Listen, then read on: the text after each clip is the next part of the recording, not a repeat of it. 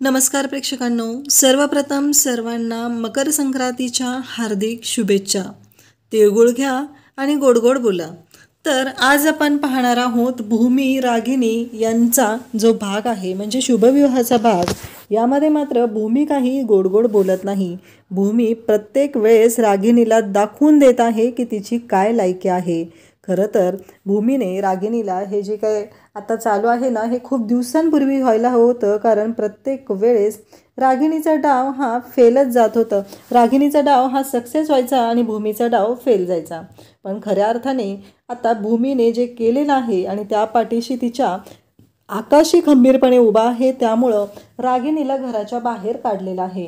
पण अजूनही अभि हा घरातच आहे, त्याला अजूनही घराच्या बाहेर मात्र काढलेलं नाही. हे सगळं आपल्याला पाहायला मिळत आहे. अभिला कशा पद्धतीने घराच्या बाहेर काढलं जाणार आहे, त्यासाठी हा व्हिडिओ शेवटपर्यंत पहा. कारण स्वतःच्याच घरात चोरी करणाऱ्या अभिला आता इकडे आकाश आणि भूमी घराच्या बाहेर काढणार आहेत. तर इकडे रागिणीची बॅग घेऊन भूमी आलेली असते आणि पहिल्यांदा तिची बॅग घरातून बाहेर फेकून देते आणि कसला मागचा पुढचा विचार न करता भूमी आता रागिणीच्या हाताला पकडते आणि तिला फरफटत दरवाजापर्यंत घेऊन येते आणि दरवाजातून तिला धक्के मारत घराच्या बाहेर काढते आणि सांगते की निघा. कारण आकाशने तुम्हाला आमच्या सगळ्यांच्या आयुष्यातून, या प्रॉपर्टीतून, या सगळ्यातून बेदखल केलेला आहे. महाजनांच्या प्रॉपर्टीतून बेदखल केलेला आहे. त्यामुळं या घरात राहण्याचा अधिकार तुम्हाला नाही, असं भूमीने आकाशला सांगितलेलं असतं, इकडे रागिणीला सांगितलेलं असतं. आणि मग रागिणी आणि भूमी हे दोघीजणी आता समोरासमोर आलेले आहेत. रागिणीच्या तोंडात शब्दच नाहीत, कारण तिला कळतच नाही आहे की आता काय बोलायचं. कारण जे काय घडलेलं आहे ते इतकं भयानक आहे की आकाशने सगळ्या प्रॉपर्टीवरचा होल्ड स्वतःकडे घेतलेला आहे. कारण सगळी प्रॉपर्टी ही आकाशचीच आहे. म्हणून तर आकाशने तो निर्णय घेतलेला होता आणि ठरवलेलं होतं की रागिणीला घराच्या बाहेर हाकलायचं. आणि त्याच पद्धतीने गोष्टी घडत आहेत. भूमीने तर फरफटत रागिणीला नेलेलं आहे आणि त्याचबरोबर रागिणी दाराच्या बाहेर उभी असते. भूमी म्हणत असते की निघा, आत्ताच्या आत्ता निघा इथून, कारण तुम्हाला कोणताही अधिकार नाही. पण रागिणी म्हणत असते आकाश एकदा तरी ऐक, आई तू तरी ऐक, असं म्हणत त्यांचं बोलणं सुरू झालेलं असतं. परंतु इकडे आकाश त्याचबरोबर भूमी दोघंही ऐकायला तयारच नसतात. कारण आत्तापर्यंत रागिणीने जो त्रास दिलेला असतो तो इतका असतो की या सगळ्या गोष्टी त्याच्या पुढे खूपच भयानक असतात. कारण जे काही केलेलं आहे भूमीने ते खरंच मनापासून केलेलं आहे आणि ते अगदी बरोबर असं केलेलं असतं. रागिणी घराच्या बाहेर निघालेली असते आणि तिच्या डोळ्यासमोरून तो प्रसंग जात नाही, तो म्हणजे की आता भूमी तिला हाकलून देते. तर रागिणीला तेही आठवू लागतं. तिनं अक्षरशः आकाशच्या पुढे विनवण्या केलेल्या असतात, त्याचे पाय धरलेले असतात, पण आकाशने मात्र तिला ॲक्सेप्ट केलेलं नसतं. रागिणी आता बाहेर आलेली असते, ती बॅग फेकून देते आणि त्याचवेळी अभि पण तिथं तिच्या पाठीमागं आलेला असतो आणि अभिचंही हे म्हणणं असतं की आई शांत हो. तेव्हा रागिणी म्हणत असते मी इथंच राहणार आहे, मी कुठेही नाही जाणार. अभि म्हणत असतो की आई असं नाही करता येणार. कारण जेव्हा रागिणीला भूमी घराच्या बाहेर काढत असते तेव्हा अभिमध्ये बोलायला लागलेलं असतं, तेव्हा पौर्णिमाने त्याला थांबवलेलं असतं. त्याचं एकमेव कारण होतं ते म्हणजे जर आत्ता ह्या सगळ्या गोष्टी अशा घडल्या तर खूप मोठी गोष्ट होणार असते. कारण रागिणीबरोबर पौर्णिमा आणि अभिची पण हकलपट्टी झाली असते. म्हणून पौर्णिमाने सावधगिरी बाळगलेली असते आणि अभिला शांत केलेलं असतं. मग मागच्या दरवाजाने अभि लगेचच भेटायला आलेला असतो. रागिणीला म्हणत असतो की आई बदला तर घ्यायचाच आहे, यांना सोडायचं नाही एवढं लक्षात ठेव. पण एक गोष्ट लक्षात ठेव, थोडं शांततेत घेणंही गरजेचं आहे. कारण हे सगळं आत्ता खूपच वेगळं वळण घेत आहे, असं अभिचं सांगणं असतं. परंतु गोष्टी घडत मात्र इतक्या जबरदस्त असतात की कोणी त्याचा विचारही करू शकणार नाही. कारण इकडे आकाश त्याचबरोबर घरातील सर्वजण यांना जेवढा मोठा धक्का असतो, कारण कुणीतरी स्टँड घेणं खूप गरजेचं होतं आणि तो स्टँड घेतलेला असतो तो म्हणजे भूमीने जो स्टँड घेतलेला असतो. त्यामुळं तर आज रागिणी रस्त्यावर आलेली असते, खंबीरपणे भूमी उभी असते. कारण भूमीने त्या मरतयातना भोगलेल्या आहेत, ज्या मरतयातना तिला रागिणीने दिलेल्या होत्या त्या मरतयातना भूमीने भोगलेल्या आहेत. भूमीला प्रत्येक वेळेस त्या गोष्टी सहन केलेल्या आहेत, तिला या सगळ्या गोष्टी सहन कराव्या लागलेल्या आहेत. त्यामुळं तर भूमीला एवढा त्रास होत आहे. इकडे अभि म्हणत असतो की आई तुला जावं लागेल, इथे थांबून काही उपयोग नाही, कारण तुला माहिती आहे ना हे सगळं प्रकरण काय वळण घेते ते. तेव्हा रागिनी म्हणत असते मी का जाऊ या घरातून, हे माझं घर आहे, मी राज्य करणार होते, रागिनी व्हिला हे नाव देणार होते मी या बंगल्याला, ही माझी प्रॉपर्टी, हे सगळं माझं आहे, मला कोणीही या घरातून बाहेर काढू शकत नाही, कारण हे सगळं माझं आहे. अभि म्हणत असतो की नाही आई तू इथं राहू शकत नाही. तेव्हा ती म्हणत असते नाही मी कुठेही नाही जाणार, मी इथे तंबू ठोकून राहणार आहे, पण मी इथंच राहणार आहे, असं रागिनीचं म्हणणं असतं. तेव्हा मात्र इकडे अभि म्हणत असतो की आई असं काय करतेस तू, मी तुला काय सांगतोय लक्षात येतंय का तुझ्या, इथं नको राहूस, कारण मी तुला सांगतोय ना आपल्याकडे बाकीचे फ्लॅट्स आहेत ना, तिथं मी तुझी सोय करतोय, चल आपण तिकडे जाऊया. असं म्हणत दोघंही आता गेटमधून बाहेर पडत असतात आणि म्हणत असतात की त्या भूमीचा बदला तर आपण घ्यायचा आहे, पण थोडा विचार करणंही गरजेचं आहे, आत्ता थोडं शांत होणं गरजेचं आहे. असं म्हणत ते दोघंही एकमेकांना शांत करत असतात, कारण ज्या गोष्टी घडलेल्या असतात त्या इतक्या विचित्र असतात की रागिणीची मात्र पुरती वाट लागलेली असते. आपण सगळेजण इतके दिवस वाट बघत होतो, आत्ताही असं वाटलेलं की आकाशने रागिणीला सोडवलंय म्हणजे आता तो परत घरात ठेवणार की काय, पण भूमी मात्र फुल स्टँड घेऊन असते, कारण भूमीने ठरवलेलं असतं की या रागिणीला आता जन्माची अद्दल घडवायचीच आहे. कारण भूमीने ज्या मरतयातना भोगलेल्या आहेत त्या इतक्या विचित्र आहेत, अगदी तिला कोल्ड स्टोरेजमध्ये ठेवण्यापासून बोट ब्लास्ट करण्यापर्यंत, हनीमूनला गेलेले असताना तिथेही घडलेल्या गोष्टी, तिथे त्या झोपडीला लावलेली आग, ह्या सगळ्या गोष्टी भूमीने स्वतःच्या डोळ्यांनी पाहिलेल्या आहेत आणि त्याचमुळं भूमीने हा सगळा स्टँड घेतलेला असतो. त्याचबरोबर इकडे आपल्याला पाहायला मिळतं रागिणीला आठवत असतं आणि तसंच इकडे आकाशलाही आठवत असतं. आकाशला रागिणीचं आठवत असतं, तो तिची काळजी घ्यायचा, तिच्याशी प्रेमाने वागायचा, पण त्याच रागिणीने आज आपल्याशी अशा पद्धतीने वागलेली आहे, ही गोष्ट मात्र आकाशला सहनच होत नसते.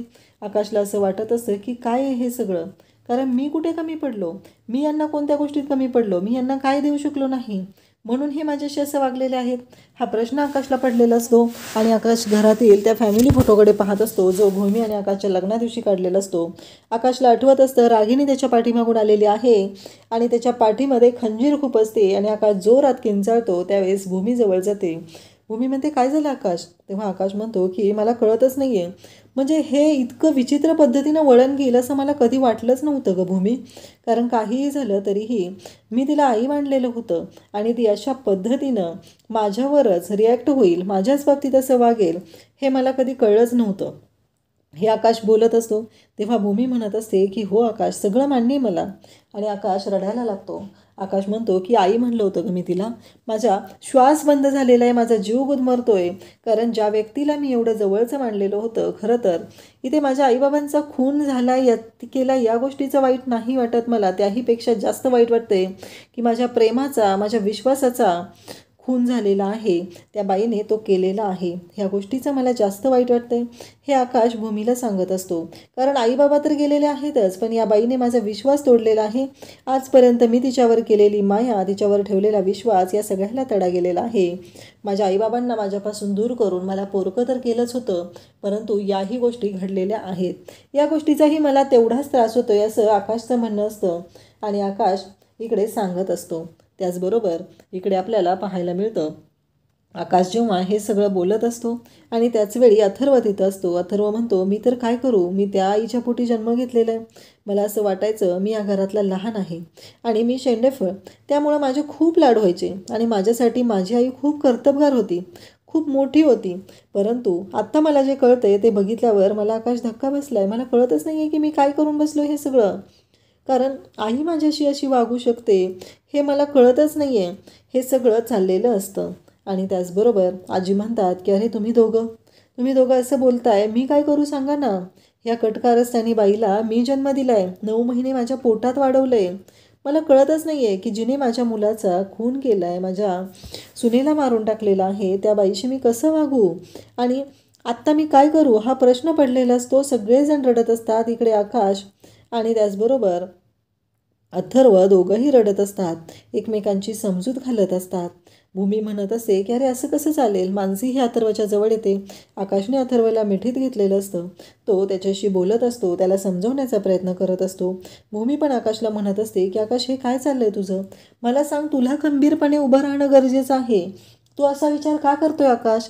असं म्हणत भूमी आकाशची समजूत घालत असते, आकाशला बोलत असते, त्याला बोलतं करत असते. परंतु आकाश मात्र खूप डिस्टर्ब होत असतो. आकाश म्हणत असतो की भूमी मी कसं स्वतःला समजवू सांग ना. मी स्वतःला कसं सांगू की माझ्या बाबतीत एवढी मोठी फसवणूक झालेली आहे. मला ना या गोष्टीवरती विश्वासच बसत नाही. हे सगळं भूमीला आकाश बोलत असतो. आजींना घेऊन अथर्वला त्याने रूममध्ये जायला सांगितलेलं असतं, कारण आजींना बरं वाटत नसतं. आणि आकाशला भूमी इकडे समजवत असते, आकाश तू घरातला मोठा आहे, तू करता आहे, कारण तू त्यांना प्रॉपर्टीतून बेदखल केलेला आहेस. पण या सगळ्याची अंमलबजावणी होती का नाही ते बघणंही तेवढंच गरजेचं आहे, कारण ते काय करू शकतात तुला माहितीच आहे पुढे जाऊन. हे भूमीने आकाशला सांगितलेलं असतं. आणि बरोबर इकडे रागिनी आणि अभिला त्यांनी चांगलंच पकडलेलं असतं. ते म्हणजे रागिनी आणि अभि दोघंही आता रामनगरच्या फ्लॅटवरती गेलेले असतात. आणि तिथे जाताच त्यांना वॉचमन म्हणू लागतो की तुम्ही आतमध्ये जाऊ शकत नाही. तेव्हा अभि म्हणत असतो काय बोलतोस तू, सर बाजूला, आमचा फ्लॅट आहे इथं. तेव्हा तो म्हणतो की मला सोसायटीचे चेअरमन जे आहेत, सेक्रेटरी आहेत, त्यांनी मला सांगितलेलं आहे, त्यामुळं मी तुम्हाला आत सोडू शकत नाही. अभि मग त्या वॉचमनची कॉलर पकडतो आणि त्याला म्हणतो की बाजूला सरक, मला आत जायचं आहे, मला इथं जाण्यापासून तू अडवू शकत नाही, आमचा फ्लॅट आहे आणि आम्ही इथे राहणार आहोत, हे तो बोलत असतो. परंतु तो वॉचमन मात्र सोडायला तयार नसतो. तो म्हणत असतो की मला तसं सांगितलेलं आहे की तुम्हाला आतमध्ये सोडायचं नाही.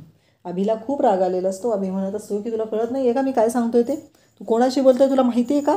म्हणजे अभिची दादागिरी सुरू झालेली असते.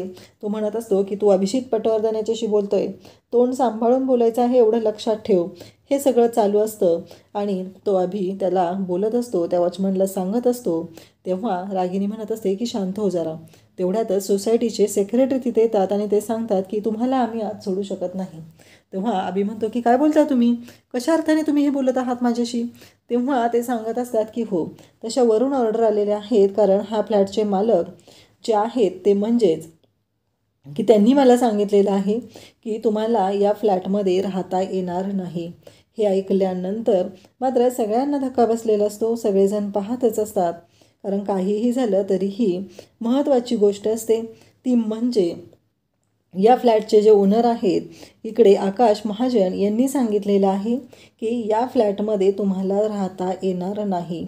हे ऐकल्यानंतर मात्र इकडे सगळ्यांनाच धक्का बसलेला असतो. सगळेजण पाहत असतात आणि रागिनी तर पाहतच राहते. तिला तर कळायचंच बंद झालेलं असतं की हे सगळं काय झालं, कारण ह्या सगळ्या गोष्टी अशा कशा घडल्या हा प्रश्न पडलेला असतो.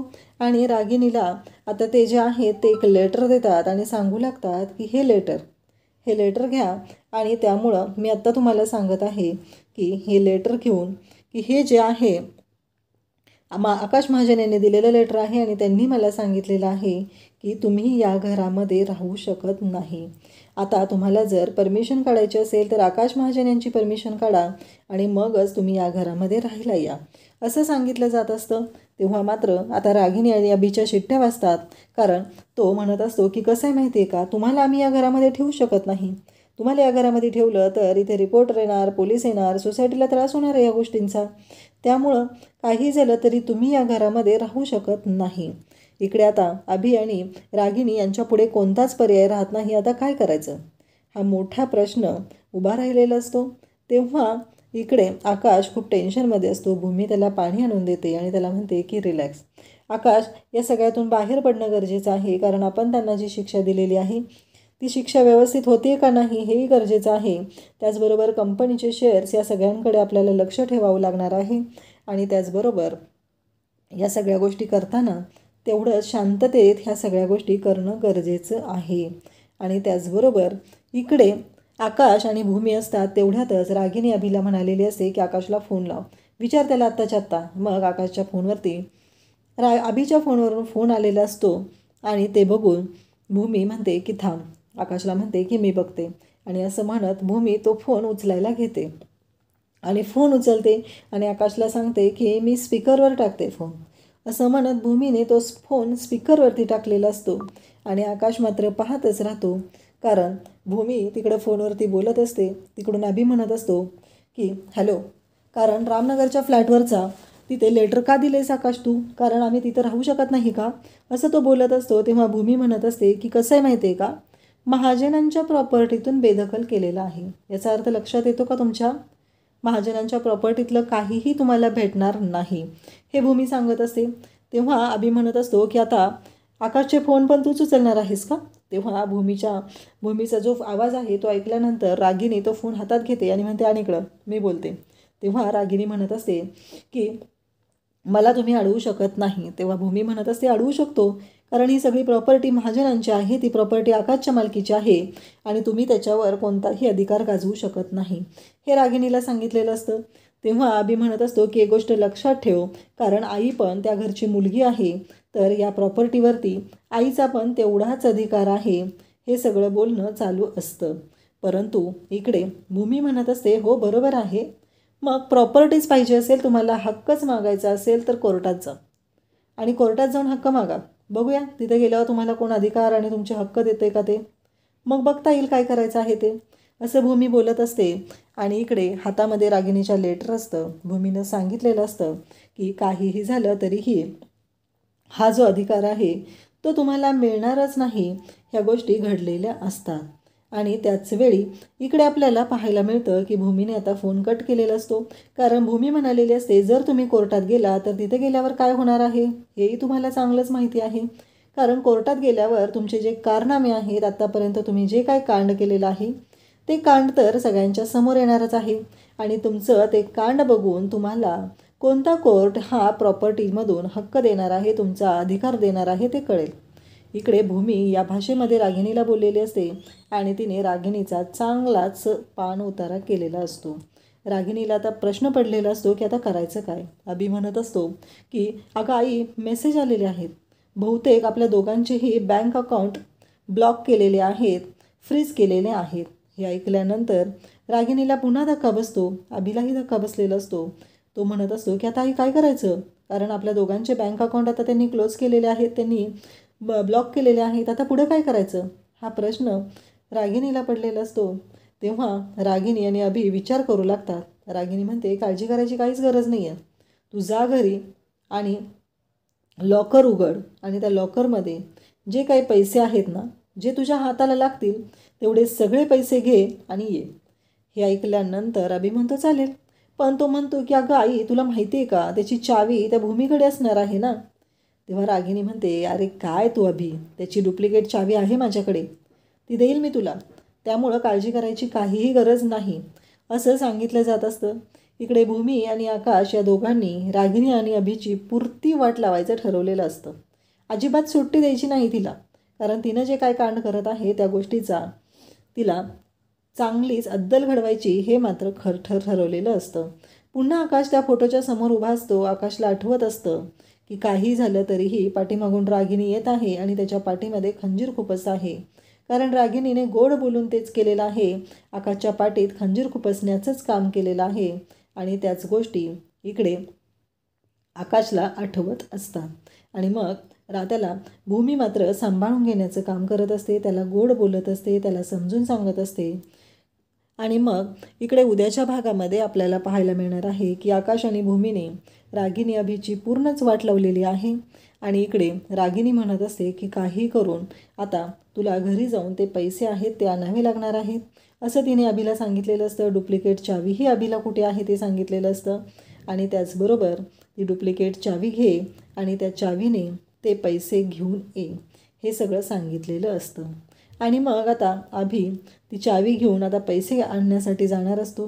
खरं तर आता रात्र झालेली असते आणि इकडे कोणताच ऑप्शन नसतो. आणि त्याचबरोबर इकडे आता रागिनी रस्त्यावर आलेली असते, रात्रीचा अंधार पडलेला असतो आणि अभि आता पैसे आणण्यासाठी घरी गेलेला असतो. त्यांचे अकाउंट ब्लॉक केल्यामुळं त्या दोघांनाही कोणतेच पैसे काढून वापरता येत नसतात आणि त्यामुळं ते पुरते अडचणीत सापडलेले असतात. तर इकडे भूमी तिच्या बाजूने भरपूर प्रयत्न करत आहे रागिनी आणि त्याचबरोबर अभिला रस्त्यावर आणण्यासाठी, परंतु ज्या गोष्टी घडत आहेत त्या इतक्या विचित्र पद्धतीनं आहेत की काहीही झालं तरीही रागिणीचा माज काय कमी होत नाही. तिचा जो माज आहे तो तसाच वाढत चाललेला असतो. तिला प्रत्येक वेळेस असं वाटत असतं की जे काय आहे ते सगळं आपलं आहे आणि आपणच ह्या सगळ्या गोष्टी हँडल करायच्या आहेत. ही प्रॉपर्टी आपली आहे, आपण असं रस्त्यावर येऊ शकत नाही, हे रागिणीला वाटत असतं. तर रागिणीने अभिला आता पैसे चोरी करण्यासाठी पाठवलेलं आहे. आणि जेव्हा अभि महाजनांच्या घरी येतो आणि तो पैसे घेऊ लागतो तेव्हा मात्र एक गोष्ट घडते, ती म्हणजे की तिथे आकाश आणि भूमी येतात. यांना असं वाटत असतं की आता यांचा प्रश्न सॉल्व्ह झालेला आहे, कारण यांच्याकडे तर पैसे येणार आहेत. कारण तिजोरीतून पैसे काढल्यानंतर तिथे कोणी आपल्याला अडवू शकणार आहे, हा मोठा गैरसमज झालेला असतो. पण त्या तिजोरीवर डल्ला मारणाऱ्या अभिला पण आता आकाश आणि भूमी रंगेहात पकडणार असतात. अभि तिजोरी उघडतो आणि त्यातले पैसे घेत असतो. त्याच वेळी तिथं पोहोचलेली असते ती म्हणजे भूमी आणि आकाश. आणि भूमीने आणि आकाशने त्या अभिला रंगेहात पकडलेला आहे आणि त्याचबरोबर त्याला दाखवून दिलेलं आहे की तू चुकीचा आहेस.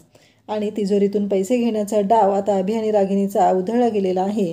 आणि आता आकाश आणि भूमी अभिला पण धक्के मारत कशा पद्धतीने घराच्या बाहेर काढणार हे आपल्याला पाहायला मिळणार आहे. अशाच अपडेट्ससाठी चॅनलला सबस्क्राईब करा. आजचा हा भाग तुम्हाला कसा वाटला ते नक्की कमेंट करून सांगा. थँक्यू.